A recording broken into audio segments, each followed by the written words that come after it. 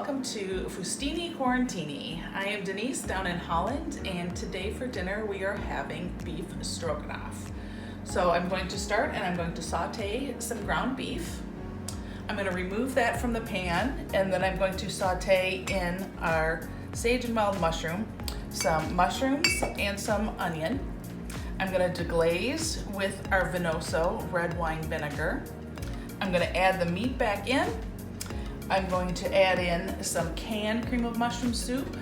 I would love to make my own homemade cream of mushroom soup, but I'm making extra for leftovers, and homemade cream of mushroom soup doesn't do well reheated.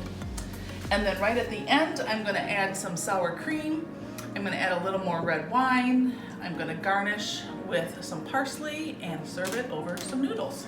And so to slice your mushrooms, Chef Andy always recommended you cut off one little edge to make a flat surface, and then you can slice your mushroom while it stays stable on your board.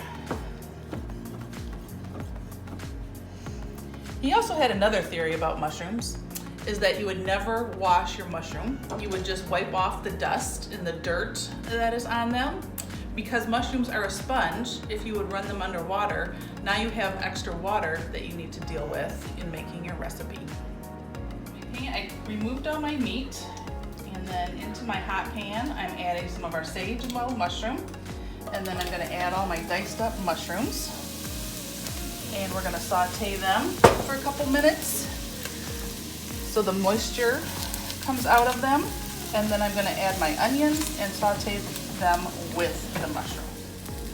So now I've got my mushrooms and my onions all sauteed, and so I'm going to deglaze with the Vinoso red wine vinegar. And what that does is just picks up all those little bits of flavor that stuck to the bottom.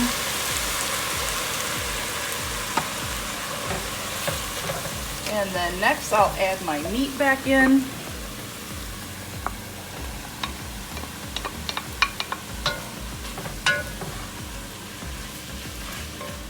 So I'm going to cut up some parsley to garnish our dish tonight. But here's another fun thing. If you go to the grocery store and get those herbs that are already in a little bit of dirt that are in the produce section, and I've replanted it and actually used coffee grounds to plant them, and that will help them grow. Okay, so to our sauce, I added some cream of mushroom soup. And then just before taking it off the stove, I added the sour cream. So that's all in here. I'm gonna add a little bit of our truffle salt, since I haven't salted it yet. And then our noodles are done, and I am going to add some of our sage and wild mushroom to that. And give that a big stir.